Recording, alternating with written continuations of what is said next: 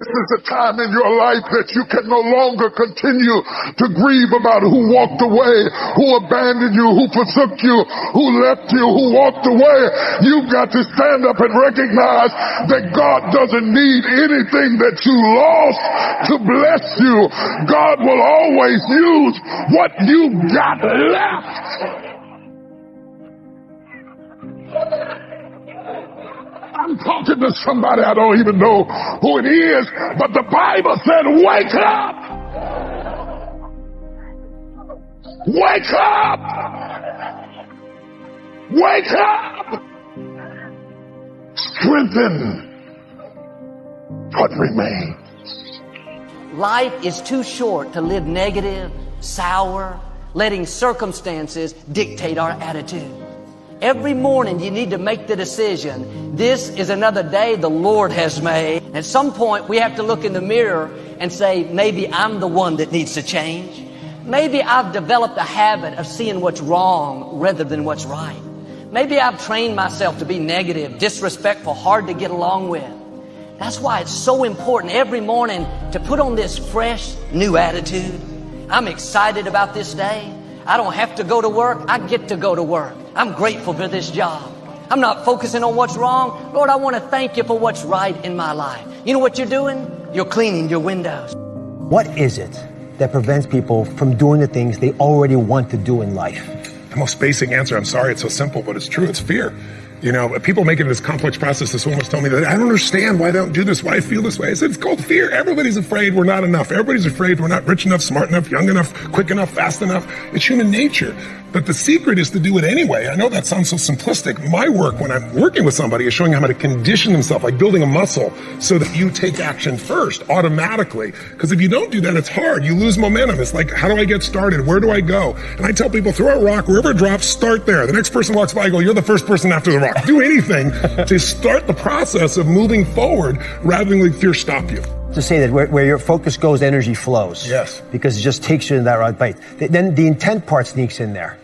Is the intent because you've got to pick what you want to do, or just do something and you'll figure it out as you go? You need to be clear what it is you really want. I always tell people, know not only what you want, but why you want it. I know this is simplistic, but most people just don't do the blocking and tackling of their life. The one we were talking to earlier, a great lady, and you could just see she wants to have a new business, but she never sat down to even put a plan together and says, why aren't I taking action? Well, when you're not sure what you're going to do, you're going to hesitate. And hesitation kills momentum. And momentum is what makes a sports team win. It's what makes an athlete, a business person win.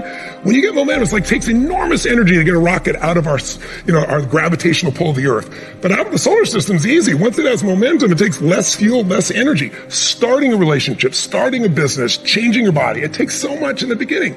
But once you get going, it's actually really easy. Common question I've been asked by the media my entire life that always makes me laugh is, well, don't you have bad days? Don't you have days when you're like frustrated and excited and pissed off and you watch TV and you eat Cheetos and watch pornography? And I said, well, I do some of those things. Right? And of course I do. But it's like an athlete. I built muscle over the years so that it's not that I don't have feelings, I don't get hurt, I don't feel sad, I don't feel tired, I feel all those things. But they're not the dominant force in my life. It's a muscle. The mind is a muscle. Emotion is a muscle. I mean, I think the most powerful muscles are the invisible force muscles. It's your spiritual, emotional muscles. Like courage unused doesn't grow, it shrinks. So I put my ass on the line regularly so that it grows. And when it keeps growing, then pretty soon the stuff that used to make me crazy, it doesn't touch me. It's not that I'm so great. Just I'm well trained. I've trained this mind. I get up every morning in my life. You talk about rebounder, more crazy shit I do is every morning in my life, if I'm near any of my homes, and some places I have cryotherapy, but my homes I have these cold plunges, and they're 56 degrees, and the first thing I do is jump in that cold plunge. So there's not a morning where I want to jump in that. I can't remember mornings like, I can't wait to jump in that thing. But I don't negotiate with myself. I do it for two reasons. One, there's a physical health component. It moves your lymph system, the blood flushes through your whole body. But the main reason I do it, even more than that, is when I go up there, I don't, how people negotiate, well, maybe we'll do it tomorrow, I'm going to do this, or let me wait 2 more minutes till I'm ready. There's none of that with me. For decades, I go, I say, we do. I'm not here to discuss this with my mind. There's mind, and then there's soul and spirit. And soul and spirit, my soul knows. And when I say jump, you jump. I'm not here to have a discussion with you. Some people never will have much. They're too cautious. Now, you can also be too reckless, but you can also be too cautious. This is called the timid approach to life. And my caution was always the risk. Risk used to drive me right up the wall. I used to say, what if this happens? It's called the language of the poor. What if this happens? And on top of that, if this was to happen, look at the fix I'd be in. I better not try. I could always ace myself out. Then I'll tell you what changed my whole life when I finally discovered it's all risky. The minute you were born, it got risky. If you think trying is risky, wait till they hand you the bill for not trying. If you think investing is risky, wait till you get the tab for not investing. See, it's all risky. Getting married is risky. Having children is risky. Going into business is risky. Investing your money is risky. It's all risky. I'll tell you how risky life is. You're not going to get out alive. That's risky. The Englishman says, well, if that's the way it's going to work out, let's give it a go. Right, that's what it's for. Give it a go. Somebody says, yeah, but I'm looking for safety and security. Fine, then huddle in a corner. We'll cover you with a sheet, bring you 3 meals a day. And we'll protect you, feed you, look after you, care for you. We won't let anything happen to you. And you'll probably live to be 100. The guy said, well, yeah, I'd live to be 100. But what a way to live. Right. What a way to live, safe and secure. Don't ask for security. Ask for adventure. Better to live 30 years full of adventure than 100 years safe in the corner. And see, it's not important how long you live. What's important is how you live. Here's the next attitude disease, pessimism. Pessimism, the deadly disease of always looking on the bad side, the problem side, the difficult side, checking all the reasons why it can't be done. The poor pessimist leads an ugly life. He doesn't try to figure out what's right. He tries to figure out what's wrong. He doesn't look for virtue. He looks for faults. And when he finds them, he's delighted. How ugly. This is the poor guy who looks through the window, doesn't see the sunset. He sees the specks on the window. And this is the poor guy, right, who rushes up, takes such leave of his senses. This guy rushes up and he says, I've got 5 good reasons why it won't work. He's so dumb, he doesn't know. All he needs 1. He's got 5. To the pessimist, the glass is always half empty. To the optimist, the glass is half full. Why would the same measure affect people 2 different ways? Answer, it all depends on how you look at it. Our lives are mostly affected by the way we think things are, not the way they are. The way we think they are affects us most. One of the major things Shoaff taught me when I met him, he said, poor thinking habits keeps most people poor. Not poor working habits. Most people work hard, but they don't think hard. And Shoaff taught me that the mind is like a factory, a mental factory. And whatever you think about all day long pours ingredients into this mental factory. And that's what builds the economic, social, financial fabric of your life. He quoted me a Bible phrase that says, as you think, so you become. How awesome. Dr. Alfred Golson, who has since passed, was a very unusual guy. And he told me, he said, Mr. Brown, you have cancer. I said, can you give me a second opinion? He said, yes, and you're ugly too. I said, oh my God. So I didn't have a chance to have fear because, you know, those 3 words, you have cancer, are 3 of the most feared words in 7 different languages. I saw it as a fight. And from that time to this time, you know, my PSA was 2,400, and that stands for prostate specific antigen, and now it's below 0 and metastasized to 7 areas of my body, which was a good thing because 7 is my lucky number. Okay, so I never was fearful that I was going to die from it, and I think I read something by Dr. Norman Cousins. He wrote a book called The Biology of Hope. And he talked about the fact that when something happens to you, you don't deny it, you defy it. And I was defiant that I'm going to beat this, I'm going to handle this. That there are people who many times when something happens to them, that they embrace it from a place of fear and it takes them out. And L.C. Robinson said, things may happen to you and things may happen around you, but the most important things are the things that happen in you. And you have to stand up inside yourself and deal with it and handle it.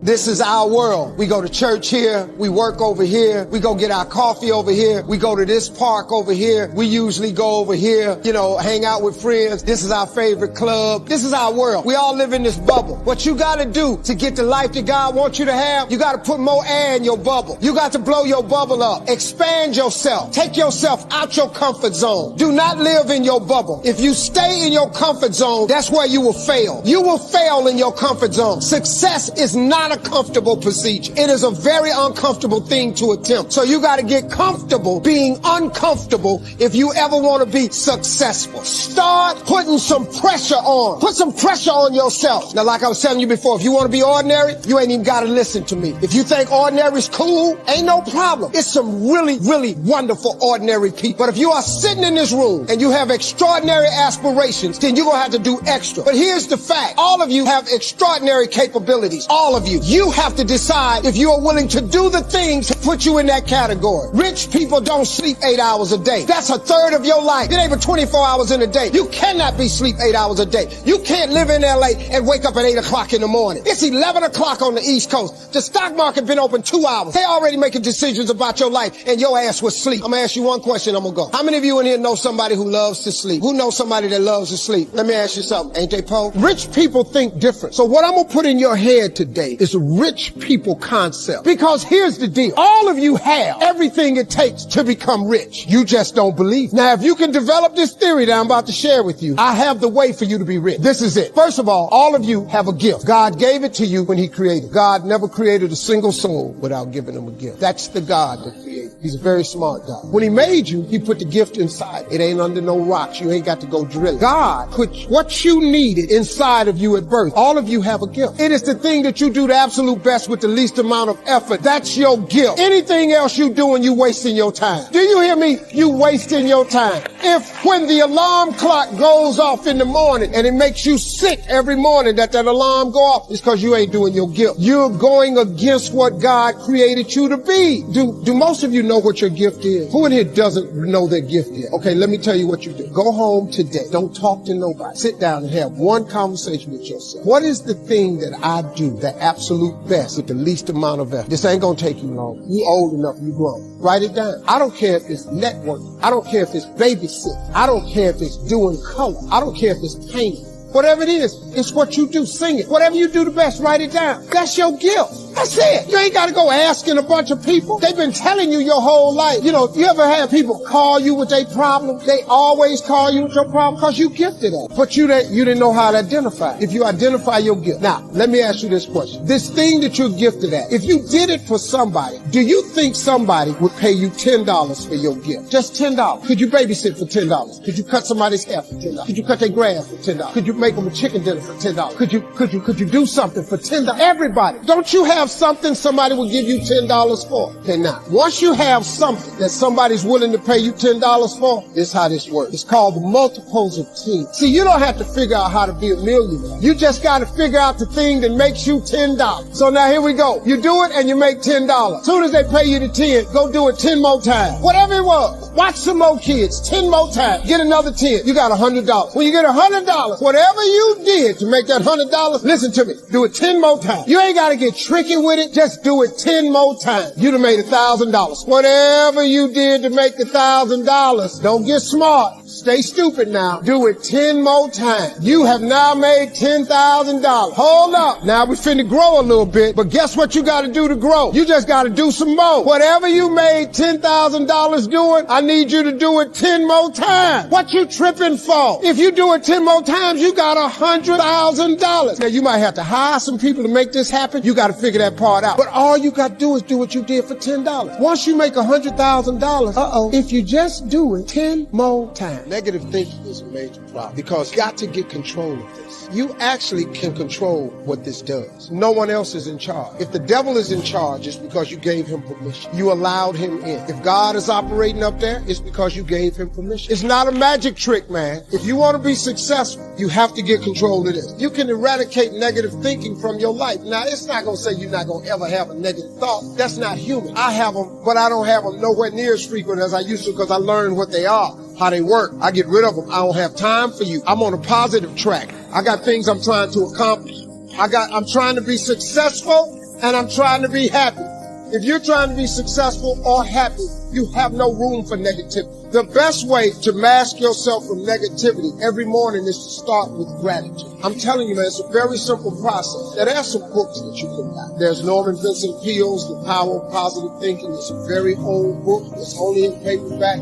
It's called The Power of Positive Thinking by Norman Vincent Peale. I read this book when I was 20. It started the process to change in my life. Then I read a book called The Magic of Thinking Big. It's by David Schultz. This just trains you how to think big. You know, it doesn't take any more brain power to think big than it does small. Big thinking gets rid of negativity. Dreams and visions gets rid of negativity. The devil is listening to you. So his job is to dissuade you. His job is to keep you off track. The devil ain't got but one job. He don't want you to be successful. He don't want you to discover your dreams. He don't want you talking to God. So he get busy. He busy, man. He send people your way all the time. He all over the internet. He all over social media. The devil got imps. He got people working with him all the time. All they do is just do what he says. But you can control this part. Now, what you cannot do is bury yourself by using your success compared to other people. See, because here's the danger. Let me teach you this. Success is not how far you got. Because see, you're going to be disappointed all the time. Because somebody always further than you. So now you'll forever be disappointed. Success ain't how far you got. Success is how far you got from where you started.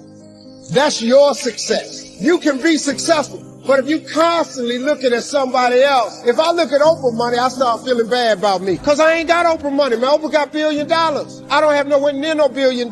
But you mean to tell me that I ain't smart enough to go, Steve, you used to stutter. You couldn't talk outside your house. Steve, you flunked out of school. Steve, you don't have a degree. Steve, you lost everything twice. Steve, you've been homeless and you lived in a car. See, I did all that. Oprah ain't done none of that. So my success ain't from where I am.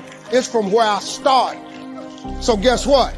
I'm a successful person. Are there some things from your service that you can't shake? So for example, you still wake up at 4:30 in the morning to go work out. Why would you not wake up at 4:30? Well, what does this bring to you? Waking up early, you just get a jump on the day. The reason I wake up at 4:30 in the morning is because no one else is awake yet. So that gives me the opportunity to do things that I need to get done kind of selfishly for myself. And the big one in that category is working out. And it doesn't feel good at 4:30 when you get up, but by the time 7 o'clock rolls around and you've already worked out and you've already gotten some work done and you've got some time to say goodbye to your kids before they go to school, it's infinitely better than sleeping in until 6:45 and you get out of bed and now you missed your kids going to school or whatever. You're not prepared for the day. It's awful. So if someone, maybe they don't have time to work out or they just need something that could be like a quick fix, is there something that you recommend? Oh yeah. Workouts don't have to take a long time. Workouts can be very quick. Matter of fact, go do 2 minutes of burpees. As many burpees as you can in 2 minutes or 4 minutes or 6 minutes. Go and sprint. Go and do anything very intensely for a short period of time and you'll get great benefit out of it. Something I'm sure you hear a lot is 4:30, like this either just can't fit into my schedule or if I'm going to be realistic, I'm probably not going to wake up at 4:30. What do you tell people? Yeah, and there's people that work night shifts and there's people that it's unhealthy for them. They can't fall sick. No, be healthy. Get enough sleep. But first of all, wake up at the same time every day. And if you pick that time and you start waking up at the same time every day, that's very good for you. It doesn't have to be 4:30. It could be 6:30. It could be 7. I don't know what your personal schedule is, but find out a time, pick it, set it, stick to it, and maintain that schedule, and that's going to end up benefiting. I recommend it's earlier. I recommend that you go to bed earlier. Because what are you doing at night most of the time? Most of the time at night, you're not working on anything super productive. You're just winding down and watching stupid YouTube videos or surfing the internet, reading clickbait stories, right? Don't do that. Instead, go to sleep and then wake up early.